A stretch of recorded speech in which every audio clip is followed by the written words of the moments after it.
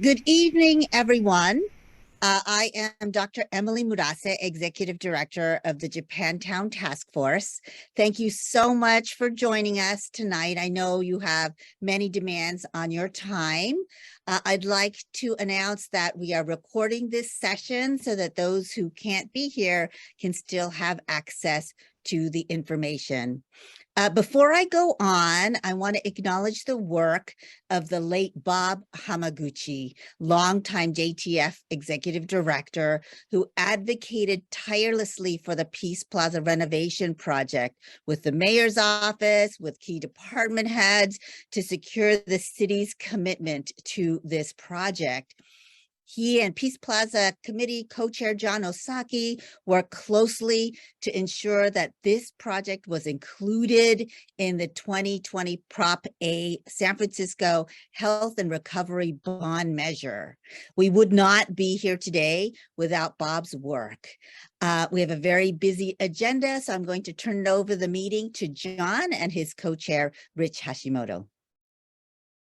Hi, everyone. I just want to welcome you to this community meeting. We're very excited to be able to share with you all the progress of the Peace Plaza design. The design team has been very hard at work for quite a while now. It's been a while since we've had a chance to come back together and gather and see the progress that's being made. So we're very pleased to be able to share that with you here tonight. And I just want to take a moment to thank everybody.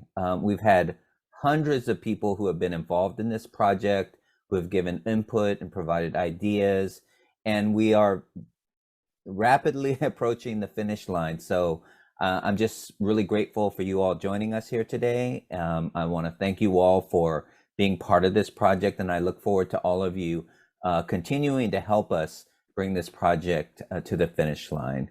And with that, I wanted to introduce my co-chair, Richard Hashimoto, to share a few words. Thank you, John. Yes, welcome everybody. It's been a long time coming here. I think our last community meeting was 2 years ago. Now we're at this point, and you're all in for a special treat. For some of you that don't know me, I manage the Japan Center Garage and have gone through 2 previous renovations that has failed and also had no community input whatsoever. Although we expressed our concerns, they were all ignored.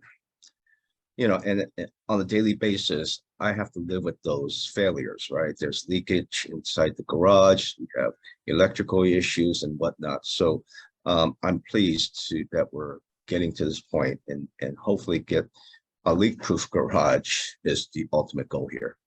I'm also pleased that this is the first renovation project in our community, which the city has agreed for it to be community-driven or have a community a voice in this redesign. As I mentioned earlier, we had no voice on the previous 2 designs. So I want to express my sincere gratitude to Recreation Park Department and the Public Works for keeping the community involved with this and also allowing us to have Mas Inoue, our community design consultant, on board. With that, thank you all for attending tonight's community briefing. We will provide updated information on the link at the end of the presentation. Thank you. So I think at this time, we're going to hear a message provided by Assembly Member Phil Ting, who some of you may know that earlier today, he very graciously announced $6 million in state funding for this project, which is going to really be critical to helping us complete this project on time. So can we go ahead and roll that video? Hi, everyone. I'm Assemblymember Phil Ting, and I'm so proud to announce tonight that the state will be able to appropriate an additional $6 million to make sure that the Japantown Peace Plaza will get the full renovation and the full rebirth that it needs. We know that Japantown Peace Plaza is so central to our San Francisco community, but also to our JA community. It's so important that we have it. On any given day, we see seniors, children, families coming out here to hang out, to celebrate, but it's also a place where we gather as community members when we have major issues to talk about, or frankly, when there are problems that are going on. Last time I was out here was when we were talking about anti-Asian hate and really much of the anti-Asian violence that was going on in our community. So I so appreciate all the work that the J-Town community has done to really fight for this plaza, to make sure that the renovation was done right. I know that the city put a significant investment in, and we're really proud at the state to get those final dollars so that the project can get across the finish line. Thank you, Assemblymember Ting. I hope that everyone here will have an opportunity to express their appreciation to the Assembly member the next time you happen to see him or have an occasion to connect with his office. We thank him not only for this $6 million state investment in this project, but also for the $5 million in state funding the Assembly member secured for the Osaka Way Buchanan Mall upgrade, for a total of $11 million in investments in San Francisco, Japantown. Next, I'd like to introduce our main presenters, two key people on the Peace Plaza design team. Marian Koss is the intrepid project manager at the Recreation and Parks Department. Mas Inoue of ACOM is our very talented community design consultant. I'll turn it over to Marian. Thank you, Emily, and I'm so glad to be here. Let me share my screen. We're all there? All right, well, thank you. My name is Marian Koss, and I'm the project manager who is responsible for the budget, the schedule, keeping the project moving. I just want to say I'm a licensed architect, so I can speak the technical language that's required. And I have a passion for historic structures and cultural landscapes. So this project is a dream come true, and I'm really honored to be part of it. And I don't do this alone, right? My co-presenter is going to be Mas and Masahiro. He is our cultural advisor. He's ensuring that every phase of the project is infused with the meaning that Japanese designs possess, nationwide.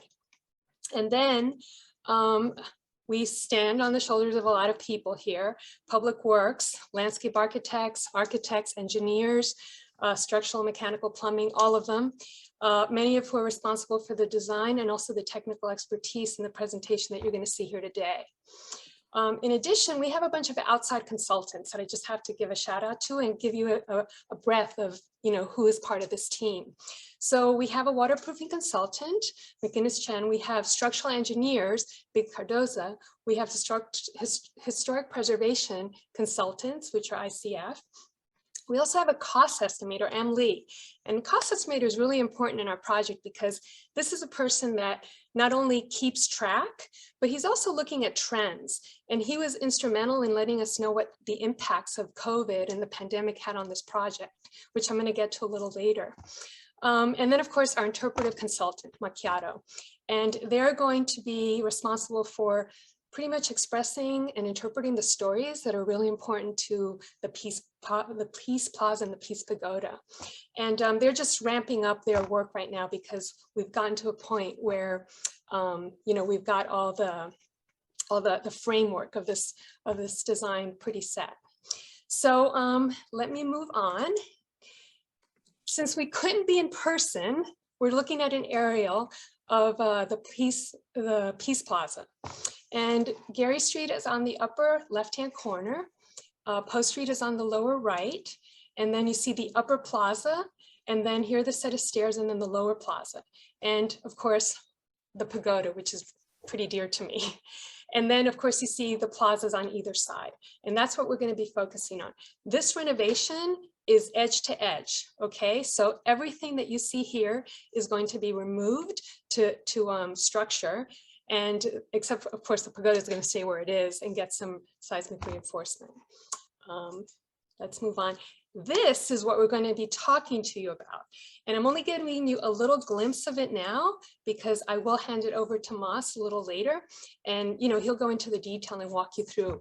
But what you see here is we would be facing towards Gary Street from Post Street. And there's the West Mall on the right, and then the East Mall on the left, and the lower plaza in the distance. Okay, I'm not going to say anything more. We'll save it for later.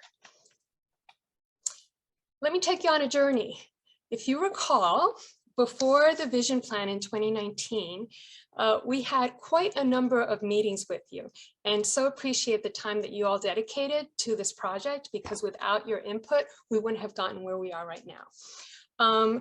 Just to give you an idea, I counted up about 40 to 50 hours of just in-time time, right? This is not prep when we called you before or afterwards when we had to clarify.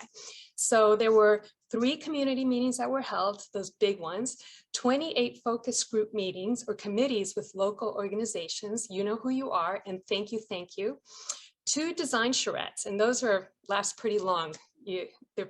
They're very long during the day, and 3 community festivals, and that's basically from dawn to dusk when it begins and it ends. And so a result of these interactions with you, you were able to highlight that we had 5 goals that whatever we did, we had to meet. And let me go and remind us all, you can read along with me. These are the 5 goals that you basically said to us, you've got to make sure that this is included in the new design. Make Post Street visually open and inviting while mitigating wind and providing seating and shade. Provide a large permanent stage and seating to accommodate 200 to 300 people. Make Peace Plaza an inviting and playful space for people of all ages to discover and explore, intergenerational. Create an inviting visual expression along the Gary Boulevard edge that draws people into the plaza and mitigates noise levels from Gary Boulevard. And incorporate significant cultural elements included in the original design for Japantown Peace Plaza. So thank you for bringing all of this to light. And I think Mike DiGregorio is probably joined here as well. And I just want to say, it was under his leadership that we got to this point. So I want to thank him as well.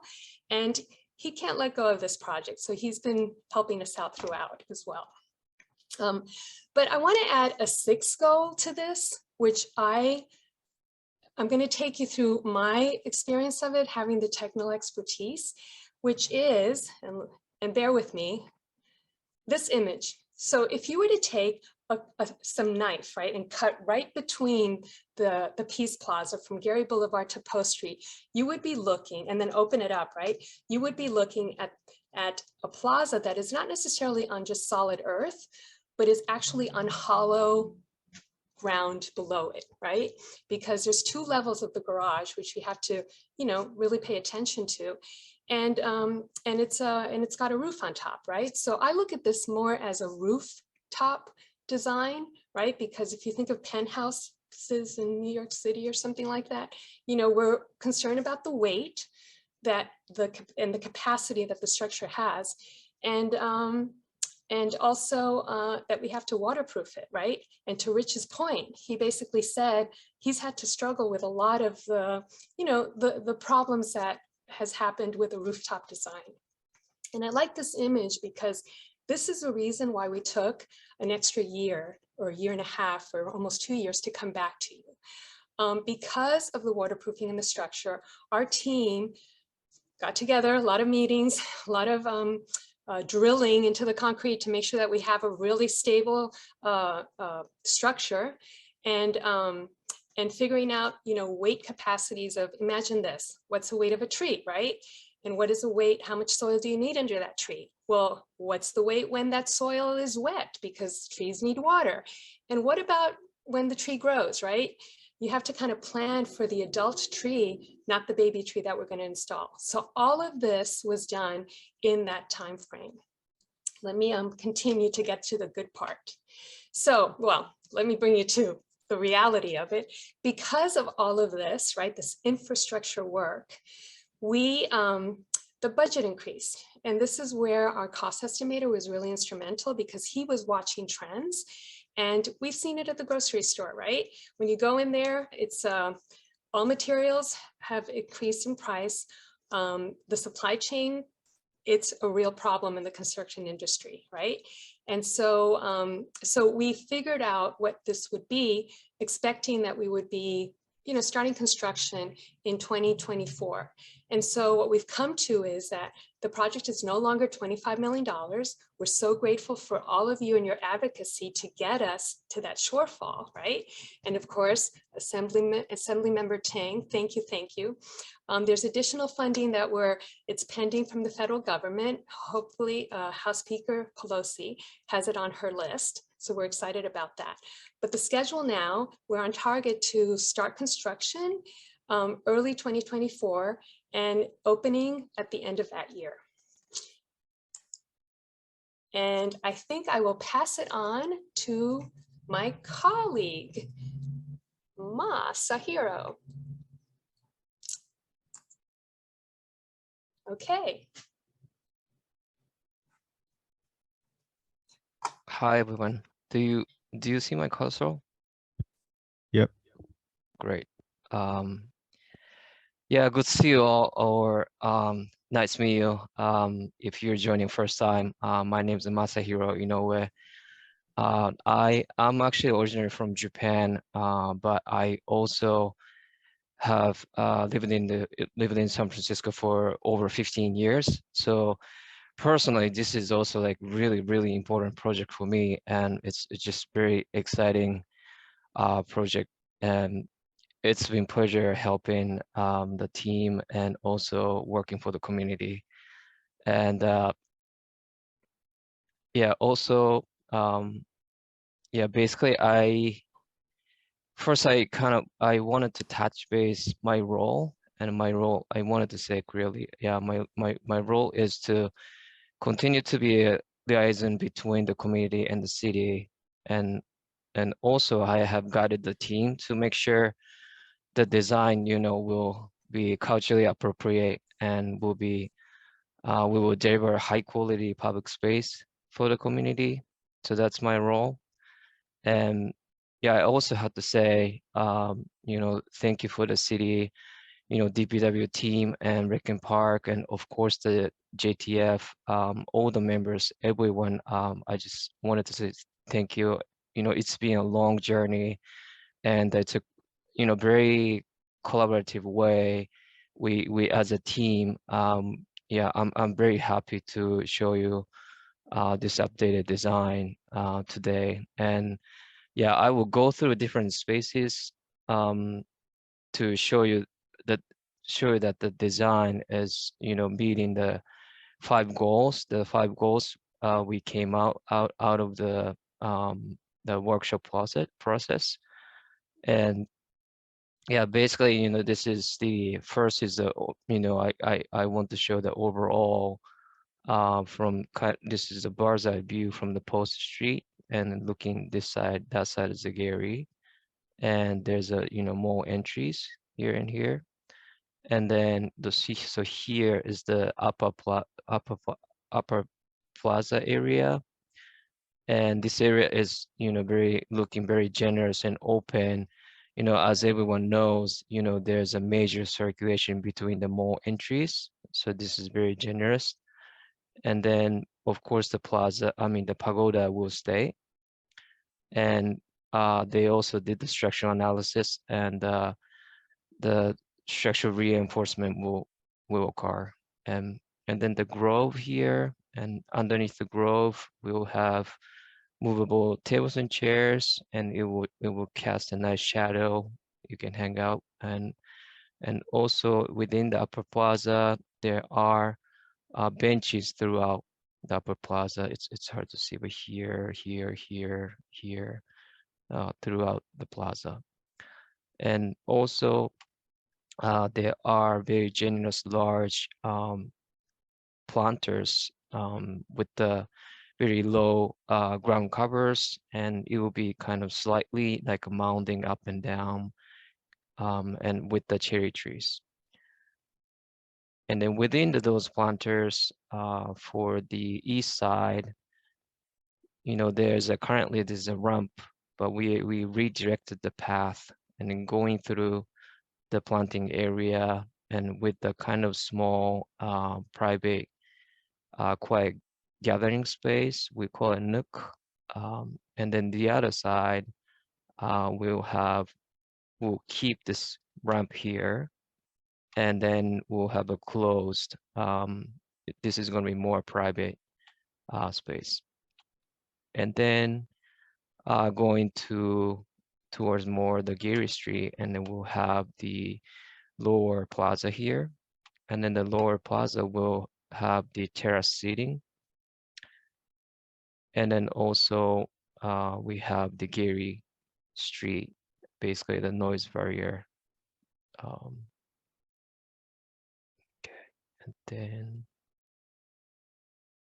okay, so next slide. So this is a site plan, basically, looking from the above, and in this view, the north is up. It's kind of flipped. The Post Street is this side, and Gary Boulevards is this side, and then the mall entry is here and here, and then the pagoda is here. And then in this plan, first, this it says cultural elements, but before we get there, I would like to explain about the design language and function a little bit. And as you remember through the workshop process, there was a three concept, and initially there were a lot of comments. Current plaza is very rigid and not enough planting. So there was a concept with called the wave. So that concept was preferred, and the vision plan also had this wave design language.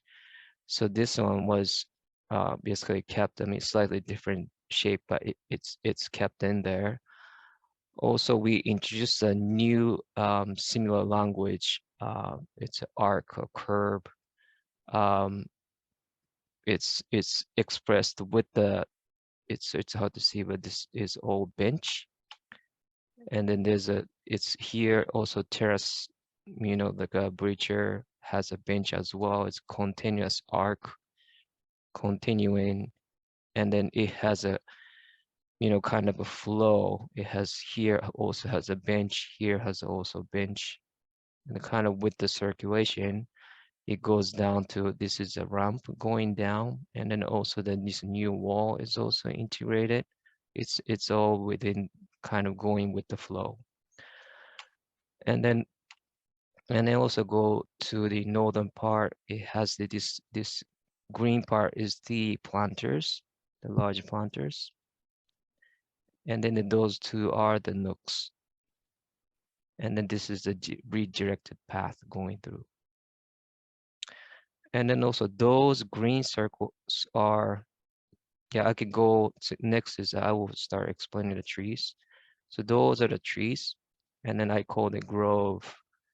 And then those are, we're thinking of Japanese maple trees, and then the tables, movable tables and chairs are underneath. And then it's very open and flexible. You can walk through.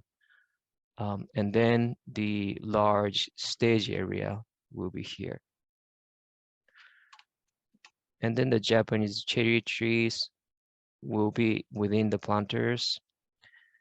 And currently some of the cherry trees are within the pavement area, and a lot of cherry trees will drop a lot of stuff. So there, it's better to be in the planting for the maintenance purposes.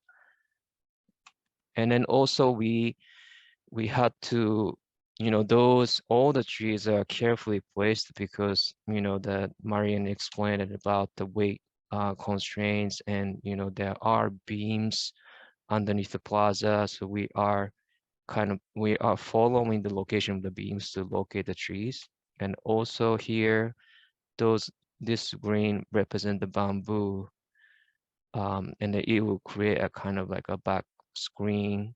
And bamboos are also nice because it's a lightweight, so we can have an immediate impact to create a nice screen, but it's still lightweight. So we chose a bamboo. And then also here, I a little bit explained the wall, but so here is the Gary wall here. And then next, in terms of the cultural elements, we have all those. We identify the cultural elements during the community workshop process. And as I mentioned, the cherry trees will be here. and then there are large boulders, but this is existing photo, so it will be kind of similar fashion. We'll kind of put it in there, and then also we're thinking to put some integrated into the terrace seating, and of course pagoda, and then the culture heritage monuments are here, and then an eternal frame will be also integrated in the plaza, and then also the Heiwa peace choreography will be on the wall, and then the flags will stay where they are. And then next is we take a break a little bit, and we would like to ask you a question, and we'll do a poll. You can actually vote. Hi. So I'm just gonna explain the poll function real quick. So question 1 is going to come up on your screen pretty soon. This is going to be a multiple choice question, as you can see on the slide. Just select 1 or 2 of the options and then hit submit. So I'm going to launch the poll now.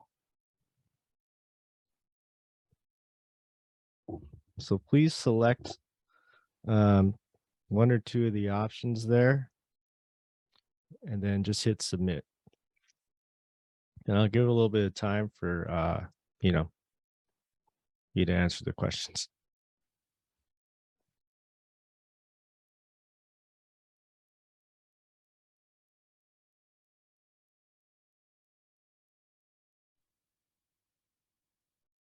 Yeah, thank you for voting, and I can explain a little bit. Those are locations, I guess. So those are, let's see, let's go back to.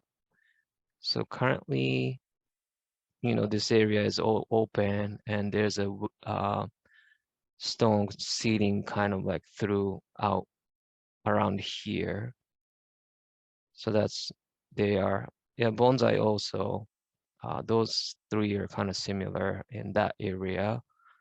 And then this is actually next to the cherry trees, which is around here. So there are boulders, and also in front of the cherry trees, there's used to be a fountain cascade, and there are boulders in the paving area as well. Okay, so it looks like we have 100%. Well, 79% have participated so far. Would you like to wait for more responses, or should we end the poll?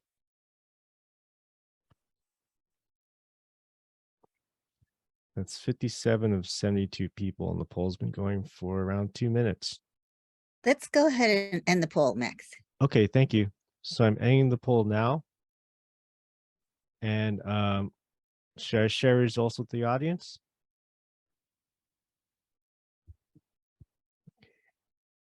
Okay, so you should see the results on your screen now.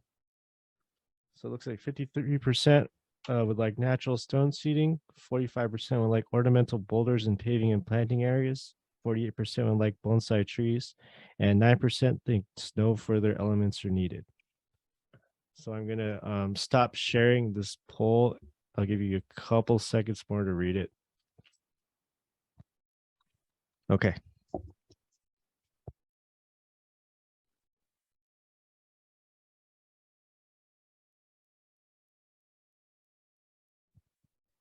Okay, so you can proceed, Moss. Okay, thank you. Thank you.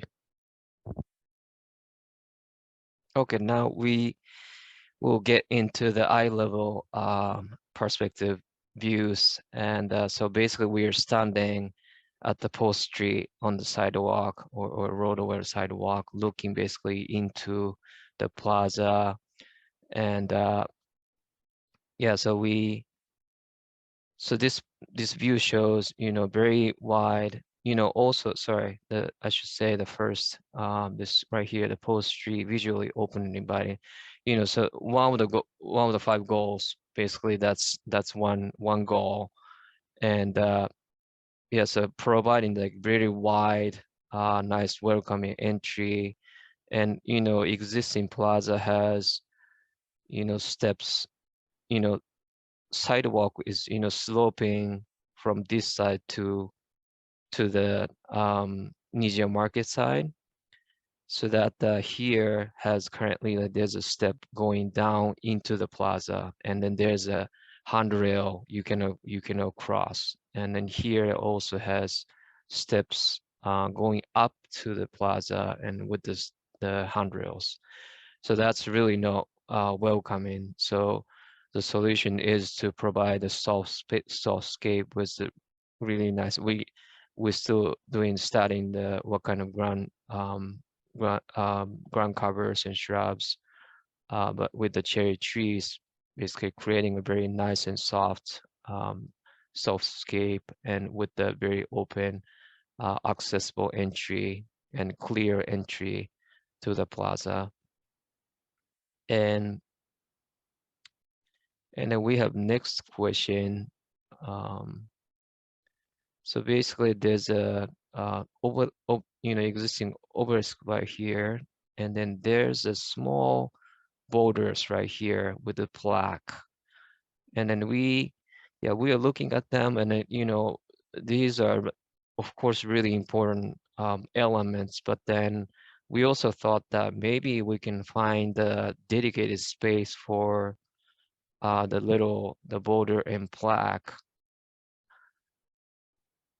Yeah, so you can see, as you can see in this photo, so that's the boulder, and then it has a plaque, and it's about the Japantown history. And this is not about a plaza, but the Japantown in general. There's a history written. Okay, I'm gonna start poll question 2. So this is a single choice answer. So you should see the poll on your screen now. Please go ahead and submit your response. Max, can you go ahead and read the question and the options?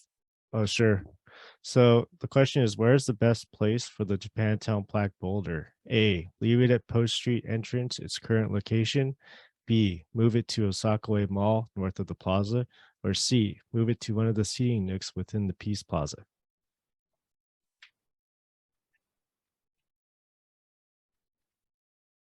Which way is the north? North is basically, so in this, I can explain. In this photo, basically across the street is the north. So the Osaka Way. Also, you know, there's another project coming up for the Buchanan Mall, Osaka Way, Renovation. So that will be part of it.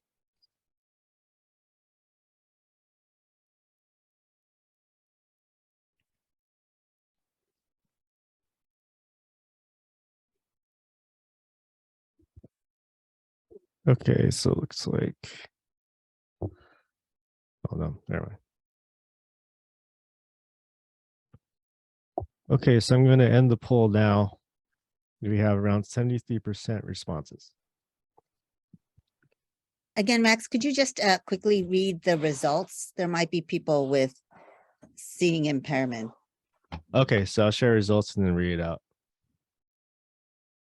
Okay, sharing results now. You should be able to see the pop-up with the results. So the question was, where's the best place for the Japantown plaque boulder? Leave it at Post Street entrance. Its current location has 59% of the vote. Move it to Osakaway Mall, north of the plaza, has 20% of the vote. And move it to one of the seating nooks within the Peace Plaza also has 20% of the vote. Okay, so I'm going to stop sharing the results now. Okay, you may proceed. Thank you.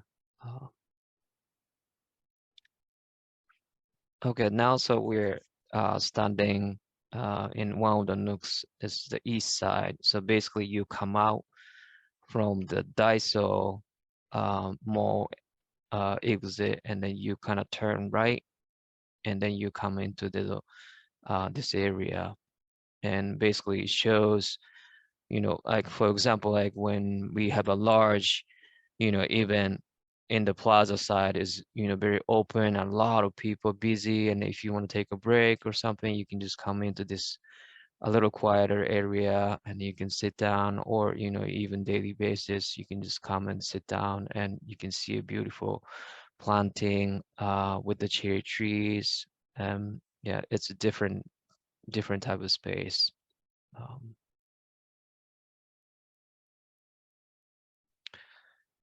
And then this is the other side. It's the Nijia market side. And then this one doesn't have, it doesn't, what is it, pass to the post street. So it's closed and it's going to be a more private feel.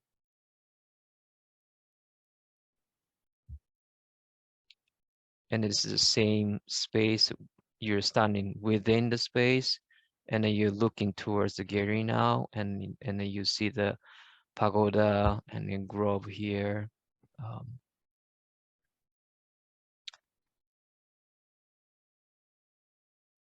And then now we are standing at the right in front. It's hard to see, but there's steps right here. So basically, we're standing within the upper plaza, looking down the lower plaza. And as I explained it about the design language, the wave or curve will have, so basically this terrace seating also nicely integrated into that curve. So that basically what it does is, this arc, will nicely embrace the plaza, and you can sit down, and this will function as a breather when we have a large event, and you can sit down and then look at, even doing the people watching.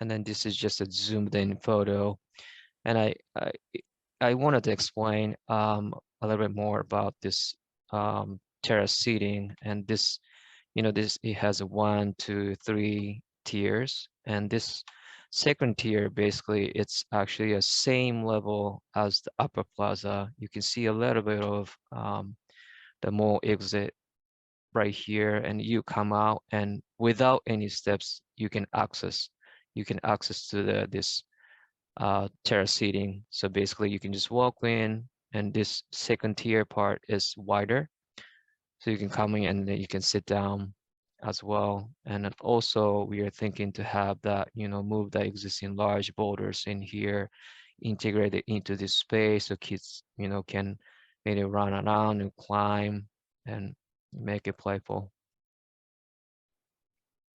Oh, and also we are keeping the ramp.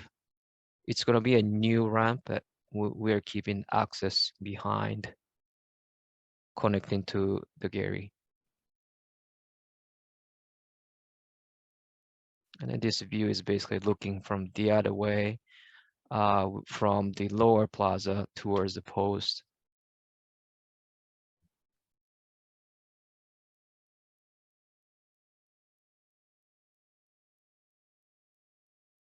Okay, I'll pass on to Marianne. Oh wait, sorry, I missed this. Yeah, so finally we get to the Gary Boulevard. Yeah, so we during the structural analysis study, we found out that this existing Gary wall this portion is actually in a good shape. So we can actually keep the wall, and then we will reface the wall, and then we can also keep this stairs as well. And it will, of course, we'll do all renew, and then make it, nice. And also this, and then left side is a lower wall currently, but we will demolish that wall and then build a new wall, and then make it more consistent, one singular wall.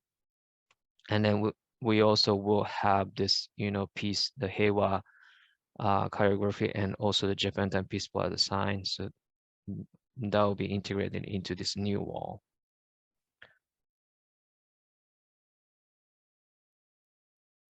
Sorry, go ahead, Marianne. Thank you, everyone.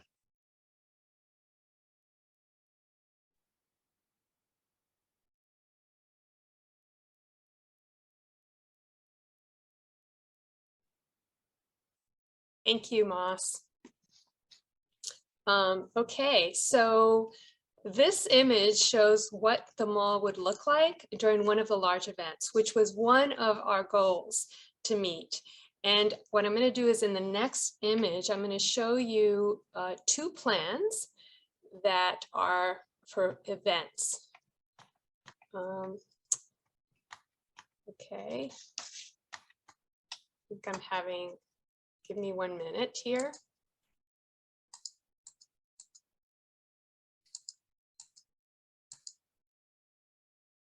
Okay, here we go. Okay, great. Thank you. We had to transfer folks to this area. Okay, so here's the event layout. What we're showing here are 2 images, right? The one on the left shows a large event space, right? So our goal was 200 to 300 people. And I'm going to walk you through what all of these little dots and squares mean. And then on the right, it's more of a tented event, right? Because there's some events that have more tents. Now, what we have here is the north, up here is Post Street. On the bottom is Gary Boulevard. And then, of course, we have the east and the west malls. And the pagoda is here. It's this hexagonal shape. And the grove of trees is just above it.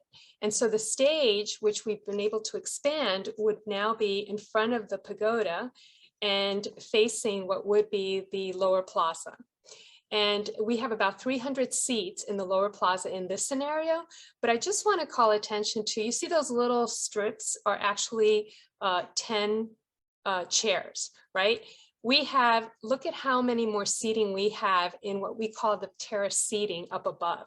So depending on how close people want to be, we have an additional, actually I don't have the actual number for it, but it seems like we have an additional per level at least 25 seats. So we're looking at 75 in this area, if not more, and likewise in this area. And then we have, the tents on either side. One of the requirements was to make it visually open, right? So if you're driving by, walking by, you can kind of see all the way in. And that's what we were able to maintain by making that really wide entrance to make the, Post Street entrance really visually open. And then this little nook area here that has just one area to exit and enter, right, could be used for something specific. So that's, I wanted to, kind of point out those things. On the other plan, we were able to accommodate here, I think we have 21 tents. Of course, they're in different sizes, so it depends on the size of the tent that's needed. But just to give a sense of where we are, and then smaller staging area and smaller seating area. Or if there's no seating area that's needed or no performance, then you have more tents in that area. But maintaining still the visibility so that you can really see through and feel like it's going to draw you in. Let me go on to the next slide. And so now we're going to take you to the look and feel, right? We're getting into the level of details here. So this shows the pavers that we're thinking of using. And what we're using, the material that we're actually identified are porcelain pavers. And they're actually very thin, but also very durable. And easy to replace if there's any issues with them, but we don't expect them to be, and I've used them in many areas. These are the patterns that we're looking at, something that gives the illusion of, the softness and the warmth and the coolness that you can feel throughout.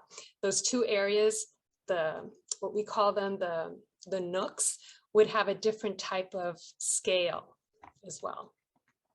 And then we have a variety of seating, and Moss was able to kind of show you all of the ones that are there, but here's a feel of what we're looking towards doing now that we're entering into the detailing, right? The seating underneath the grove of trees, the seating that's nestled into the planters, seating that is just kind of isolated outside of the edges, and then, the step seating, as you can see this gentleman lounging. Planting. So we're really excited about the planting, and we identified, cherry trees, and we identified the Japanese maple, and then a series of, ground cover plants that we're looking at. And then on the left here, that very first image shows that what we're thinking for the bamboo, where it separates the east mall from the back of the, the back of the the step seating, right? So that you can actually, as you're walking back there, you can see through the trunks, you know, of the bamboo trees. And now we're going to ask you the last question, which is question number 3. What is important for shrubs and ground level plants? So is seasonal color in the ground level planting important, or B, consistent greens in the ground level planting? So what would you prefer? And I'm going to pass this on to Max. Okay, so this is poll 3. This is a single choice. So I'm going to launch it now. And again, what is important for shrubs and ground level plants? Seasonal color in ground level planting or consistent greens in the ground level planting? Please submit your response now.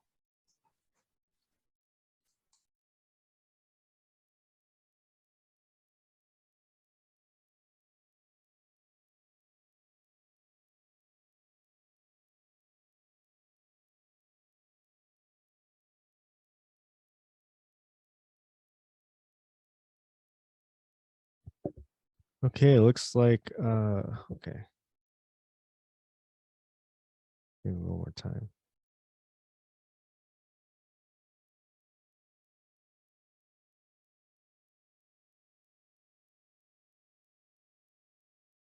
Okay, looks like the poll has slowed down. So I'm going to end the poll now and then show you the response.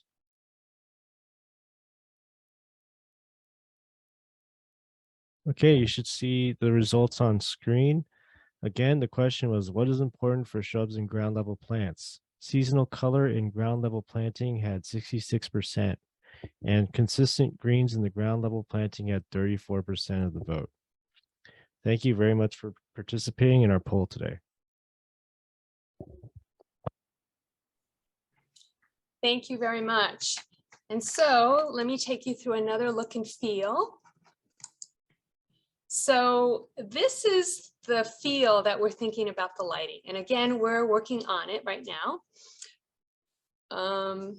Okay, so let me walk you through. You know, we're going to have some incredible lighting of the pagoda because that is an incredible part, an important part and significant part of this plaza. In addition, these little spotlights show what would happen in the steps area. You know, we'll have uplighting on the trees. And then we're exploring how we can enliven, you know, bring that space to life at night by infusing some of those cultural elements. As you can see, you know, with these others, nothing is set right now. We're just exploring what those possibilities could be. And so now what is next, right? This is pretty much closing our presentation, but let me let you know that there's a few things that are still on the horizon. Like I mentioned that we have an interpretive consultant who is working on some of the cultural elements. The pagoda is one of the things that we are working to, you know, figure out exactly what our seismic intervention for it. And we're getting close to having an approval.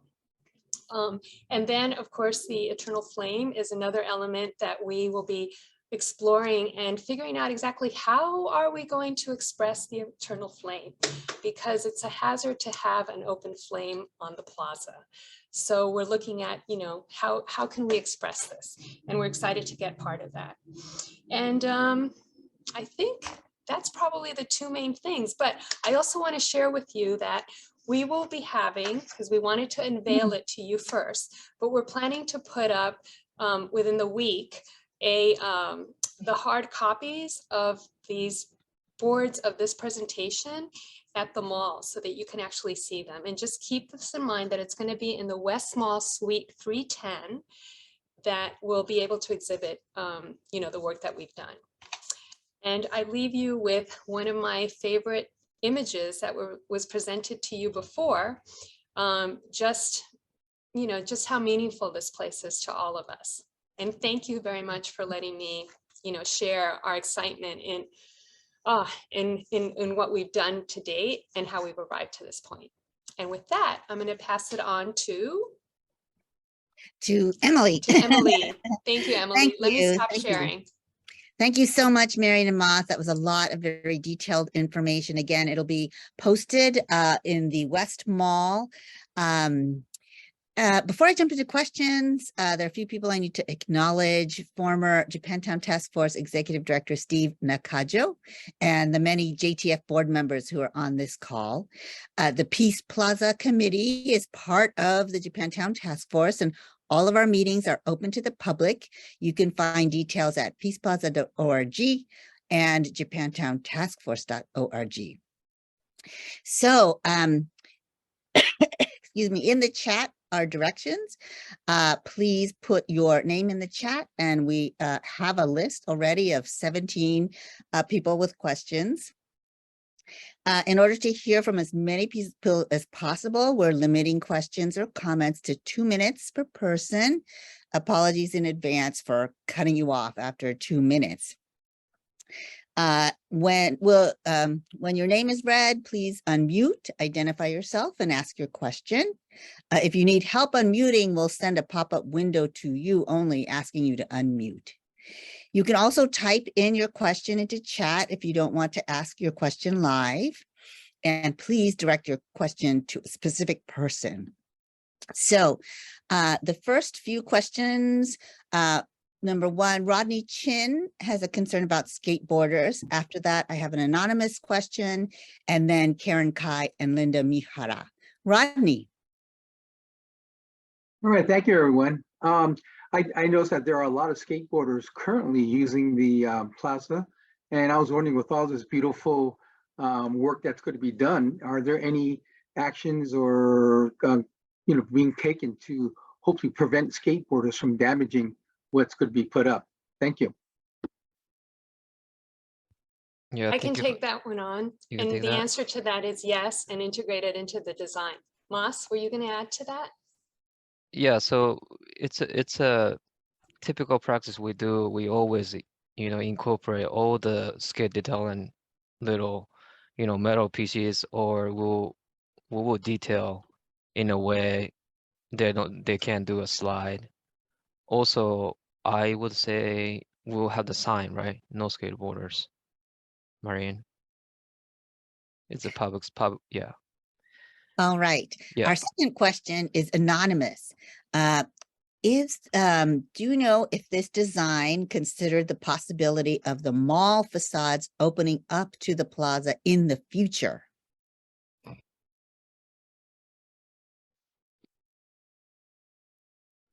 Okay, I guess I'll take that one on. Yes, we have. This is one of the things that were brought up in the charrette. And there are some openings right now that are, especially on the West Mall, right? Excuse me, on the East Mall, that would be considered, that we have maintained so that if that storefront ever opens, it could be used as well. All right, thank you, Marian. The next question is from Karen Kai. Then I will ask Linda Mihara, Amit Patel, and Rosalind Tonai. Karen has a question about bonsai trees, information about the monument and the plaque, and flagpoles. No, well, actually, Emily, I had those just as comments, but what I really have is a question about the peace flame, because Linda Mihara and I have come to the committee and have been working on developing a statuary approach to presenting the peace flame, not as a flame, but as a light.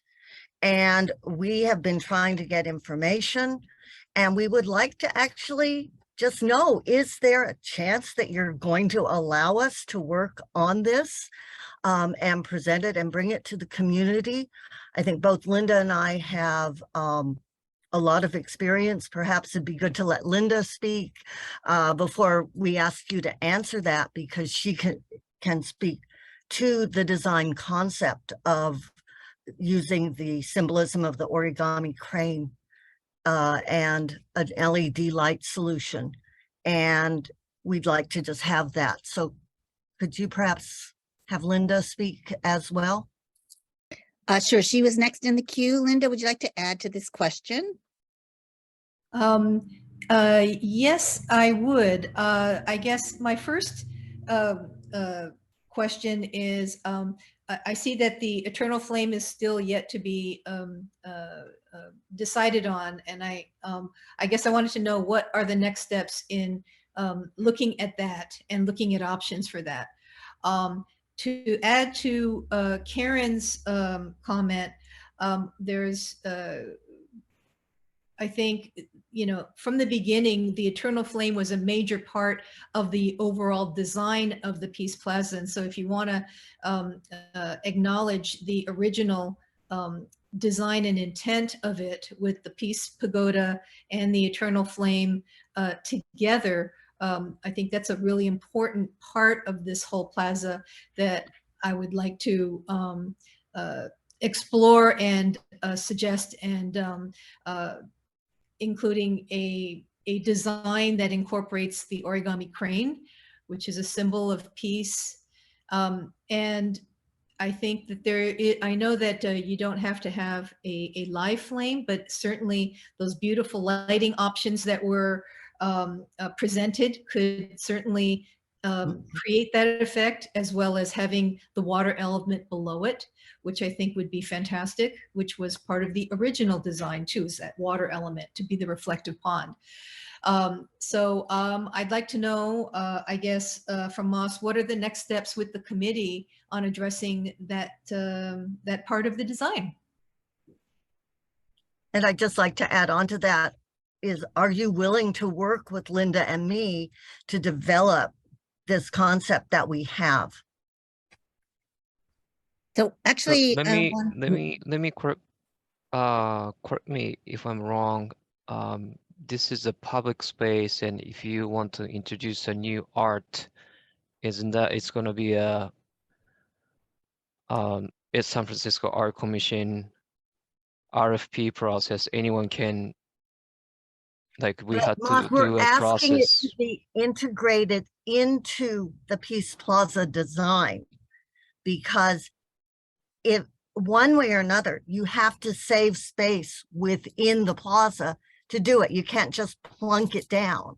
So we want to work with the committee while this is all being resolved in order to create something that's thoughtful, appropriate, and meaningful. thank you. Thank you very much, Karen and Linda, for those comments. It's a much larger conversation, which we would like to continue in committee. But we have a very long list of folks who would like to ask questions. So we are keeping a recording of everybody's comments in the chat and the recording. I want to call on next Amit Patel, Rosalind Tonai, followed by Tamiko Wong and Yuichi Yamakawa. Amit has a question about festival expansion. Good evening, everyone. Thank you for making the time and inviting the community to this meeting today. Representing Kotakabuki, my name is Amit Patel, General Manager there. Just real quick, as I think about the community and bringing more events into the community and gatherings, and also our visitors that come to our wonderful neighborhood of Japantown, how do we incorporate seasonal festivities such as an ice skating rink, potentially more festivals in that space? I see that we do a lot of festivals on Post Street. How do we further utilize the Peace Plaza to continue to further activate? I know someone said no roller skating. That's totally fine. It's just examples I was throwing out there. Even a concert, perhaps, any of those things. So I guess with the bi-level section and the space, is it enough to accommodate the future as attendance hopefully continues to keep growing for all of our festivals in the community?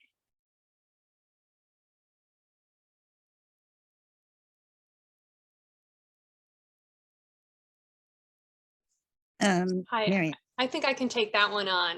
And so the events that are on the plaza really go through a permit process with Rec and Park. And so I would direct you to them specifically in terms of, being able to accommodate the different events. That's not my area of expertise. So I would say I can definitely get you in touch with our permits office, and then you can kind of run through the ideas that you had in mind, and they can tell you about capacity and, exiting and porta potties and all that other part of the events that would be, required in the events. Thank you. That'd be greatly appreciated. Thank you. Thank you, Amit. Next is Rosalind. She has a comment about the boulders, followed by Tamiko Wong, Yuichi Yamakawa, and Justin.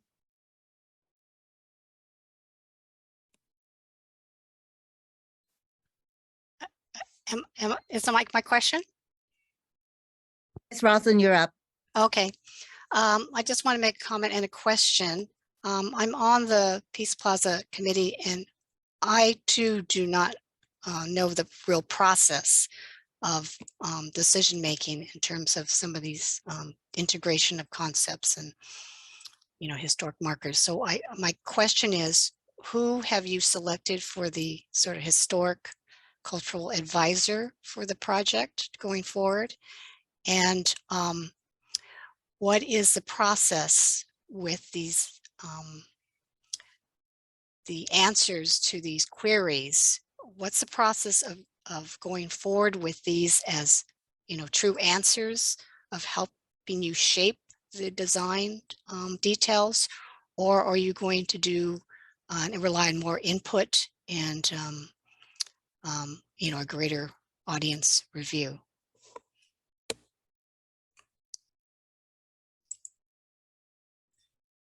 Take this on. You want me to take this on, Emily?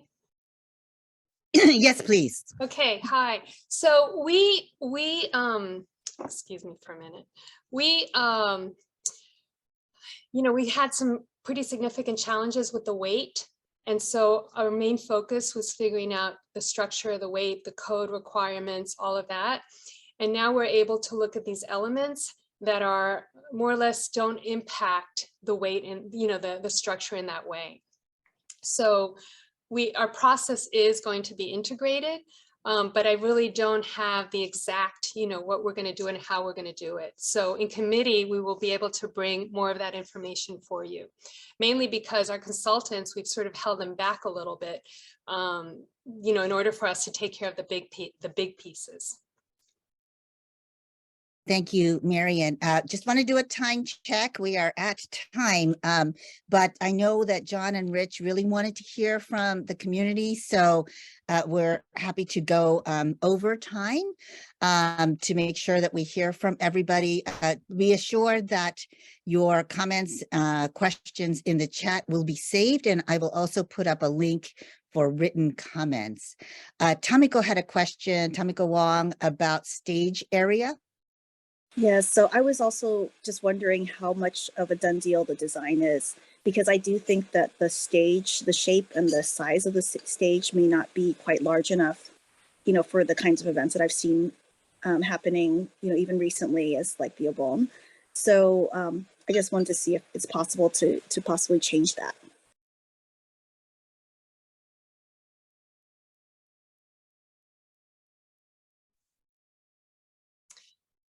Well, I don't know how to answer that question right now, I'll be honest, but I will say that the larger the stage gets, the smaller the seating area gets, right?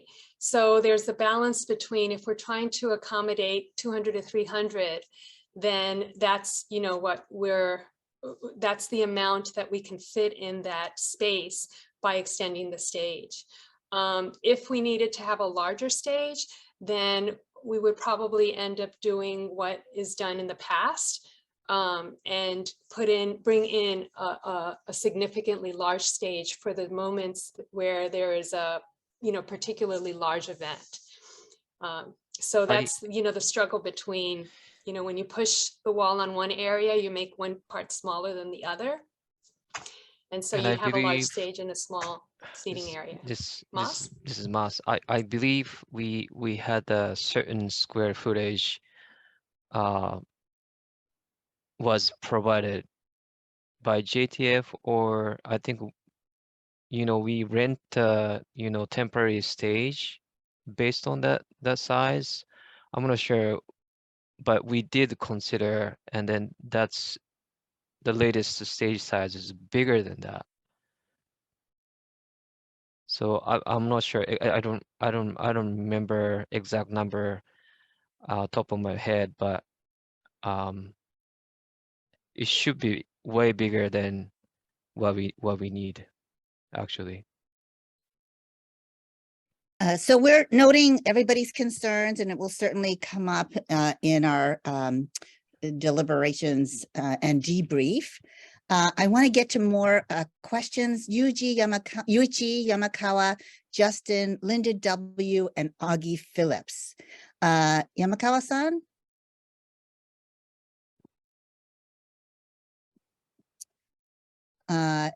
He had a comment about prohibiting roller skating. We'll move then to Justin about the construction budget. Hello, can you guys hear me? Okay, so my question is, it's you know, with any type of project in San Francisco, it's usually over budget and behind schedule. Is there, you know, is there going to be like somebody who's going to be on top of this, make sure that that the project doesn't go over budget? And then I also have two more questions. Justin, please go ahead and ask the questions. Okay, the second one is, if the project goes under budget, what's going to happen to that to the money? And then the last one is, yeah, are there any plans in the future on making the space across from Japantown better? Yeah, yeah. So yeah, so those are my three questions.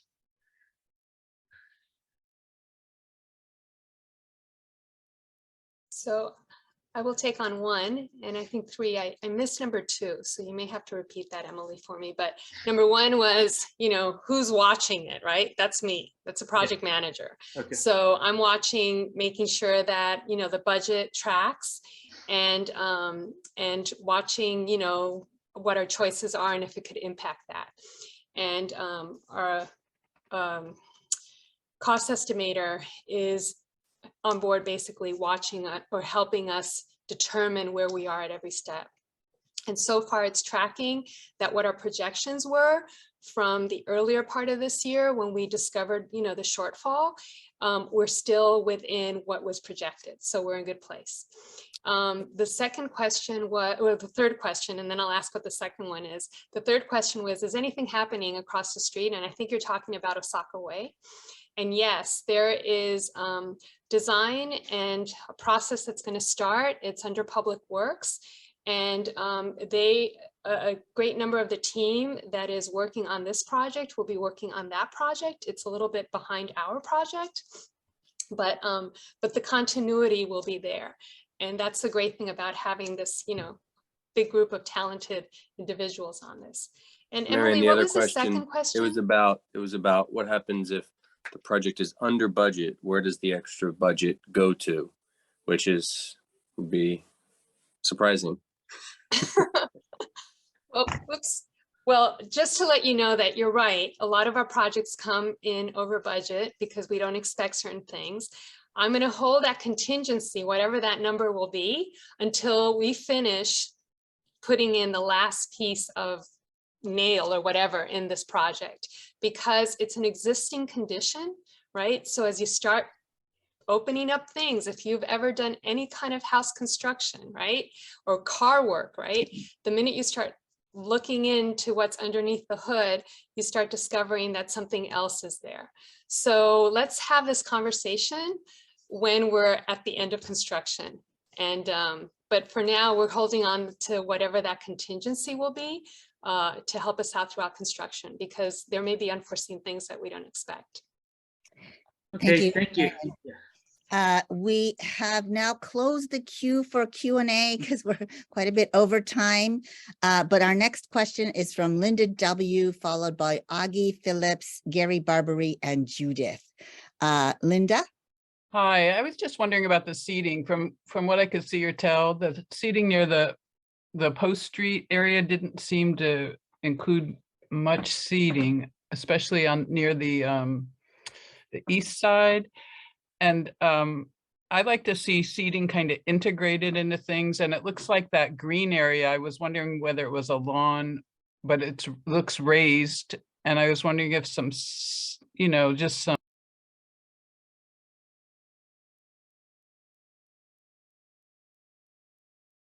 We lost her. Sorry, I don't know where you lost me, but So I'd like to see more seating in that more private area instead of having the bulk of, in addition to having the bulk of seating in the open, more public area. It's always nice to have seating that's more private and intimate. And also just little spots for people to just sit and take a little rest for a little bit. So I was wondering if there could be more integration of seating along the raised planted area. You called it softscape, the green area.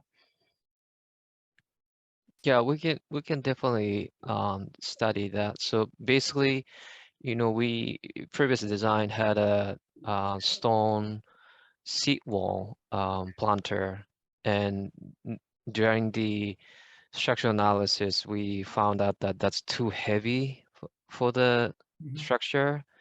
So we started looking at steel material for the planter, and then the wall, the vertical, like a raised part will be like thinner material is better. So that kind of we started eliminating the initially entire planter was like seating, but now we started limiting because the weight, and then we started just organizing the function of the spaces and all the public side. The upper plaza side is more active and a lot of people going back and forth. So we provided more seating, and then we also wanted to have a balance of kind of public and private, and it's nice to have both. So that those like little nooks are more quieter, and then you want to maybe have a private, quiet, kind of intimate conversation. So that's ended up we're kind of providing individual seats.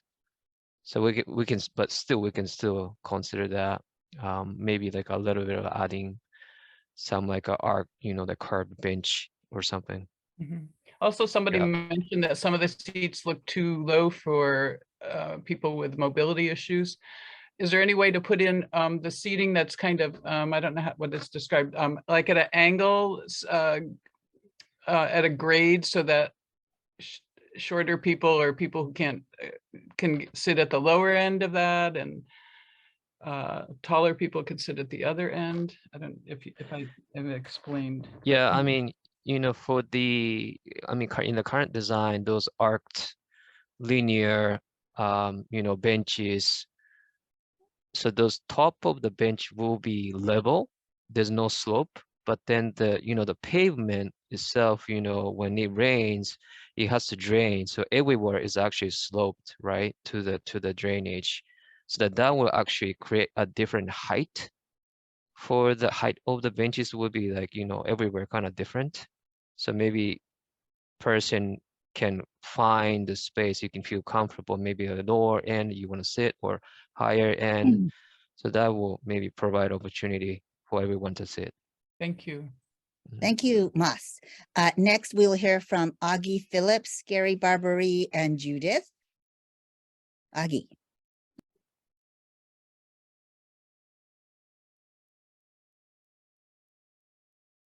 Did we lose Augie Phillips? Augie? Okay, we'll go to Gary Barbary.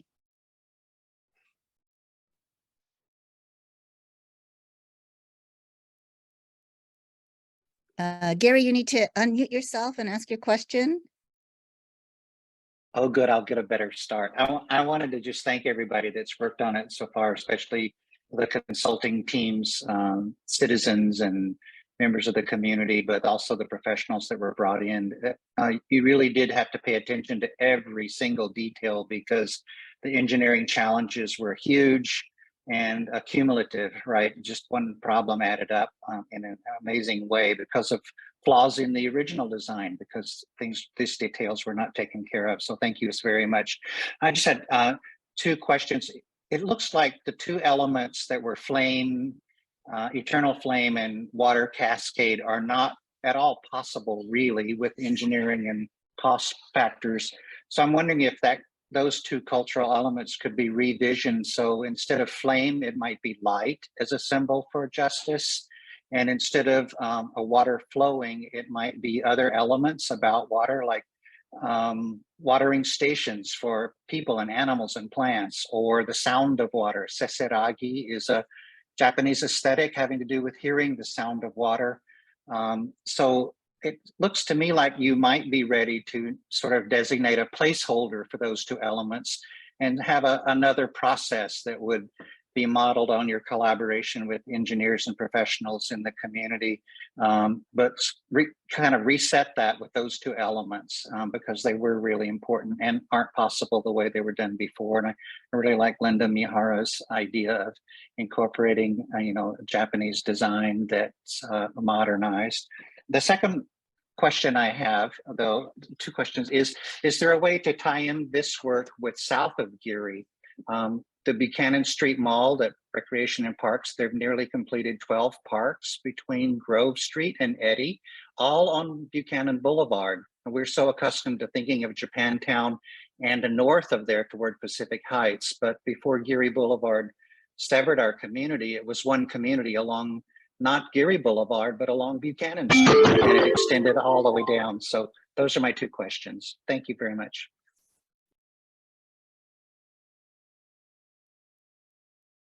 Yeah, let me explain about the water. Yeah, so the DPW team actually like looked into really technically and even consulted with the water, how do you say, water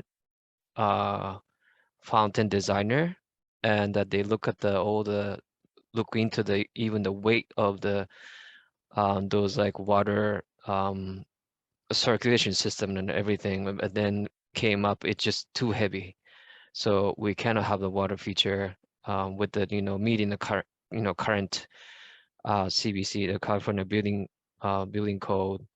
So we had to give up that water feature idea. And then so what we are looking into is we will have the projection lighting and to light into the lower plaza.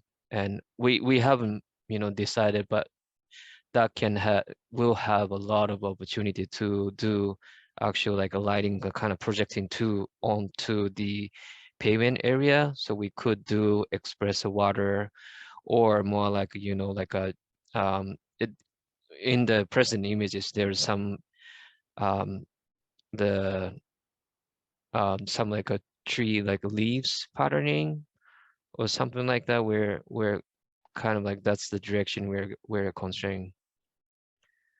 Thank you, Mas. We're going to try And to wrap up by 8 o'clock.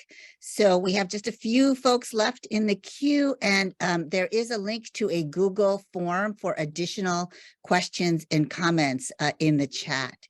So next we'll hear from Judith, then Kenji Taguma, Judy Hamaguchi, and Tomo Hirai. Judith? Well, my concern was similar to Linda's, and there are so many seniors in the surrounding area. Just making sure there are higher levels of seating for the many seniors who use that area, so that those with walkers can easily transfer. It looked like to me like there was a lot of lower seating, but it's hard to tell from the photos, but there really should be sufficient higher level of seating for the seniors. Thank you very much for that comment.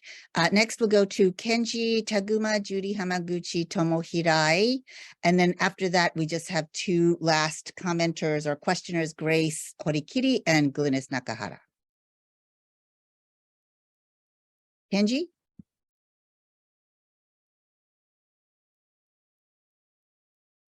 Maybe we lost Kenji. Next is Judy Hamaguchi. Judy, you'll need to unmute. You had a question about gardening. Okay, we'll go next to Tomo Hirai.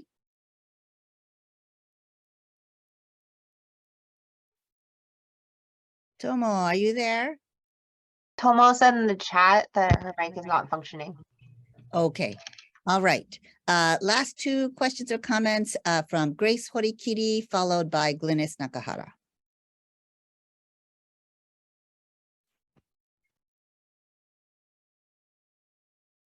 You're muted.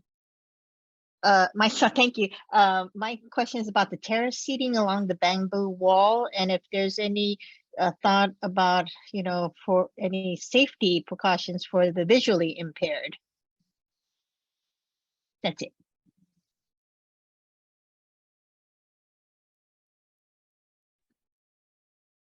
Marion, can you respond to that? Well, right now we have our accessibility coordinator who's helping us determine all of the elements that we need to have in the design.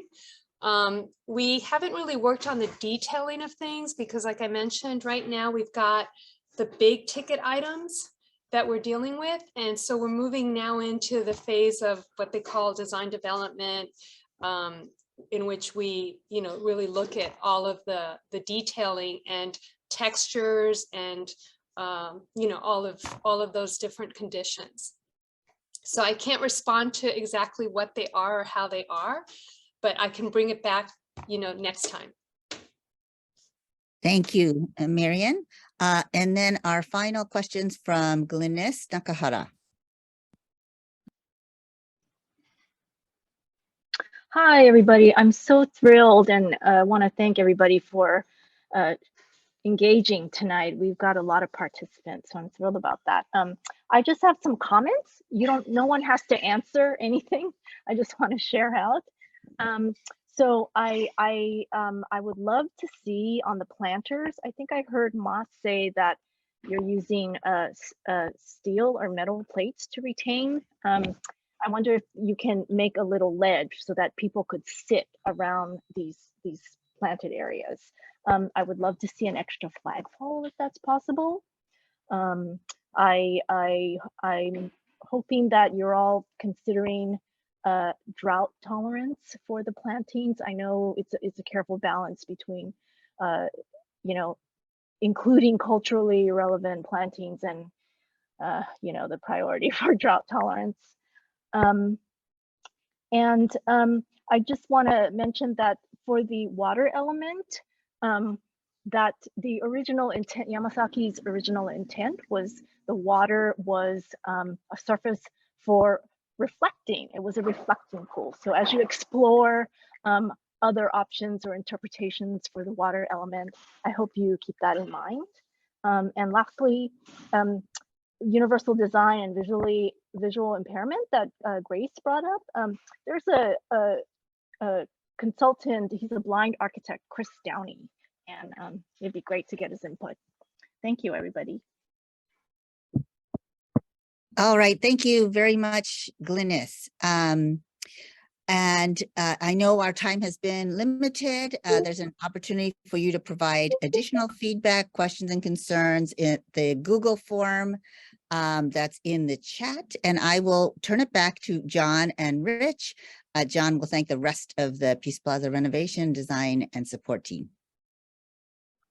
Yes. So first, I just really want to thank everybody for their comments, their questions. I really appreciate everybody who participated here this evening. I think it's very helpful for the design team, and I want to assure everybody that the entire design team is here and listening to every word that folks are saying. And we will, we're going to summarize what's come out of this meeting and discuss how we can move forward in addressing everything. Not everything is resolved. There are still things to be done with this project. And we will, but this information here tonight will be very useful in helping us figure out how we move forward. I goofed on this earlier. I want to just take a quick second, really acknowledge everybody who's been working on this for really multiple years now. With regard to the design team from Rec and Park, it's Marion Koss, Stacy Bradley, Beverly Ng, our consultants, Masi Noe, Mike DiGregorio, and Nathan Lozier. And of course, the JTF staff, Susie Kagami, Max Nihei, who helped run this meeting here tonight, and of course, Emily Murase. So I really want to give a big, silent round of applause to all of them for their incredible work. I am very excited about so much that is coming forward about this, and look forward to everything that is to come as we start to see the finish line in the horizon. Real quick, Rich, did you want to make any comments? Nope, you said it all, John. Thank you very much. Okay. So I think with that, we're going to sign off. And I just wanted to assure folks, we kind of alluded to it, that there is still more to review. So we will be coming back for, another session to review some of the interpretation of the cultural elements. So that is to come. So please look forward to that. I look forward to seeing you all again. And thank you very much for joining us tonight.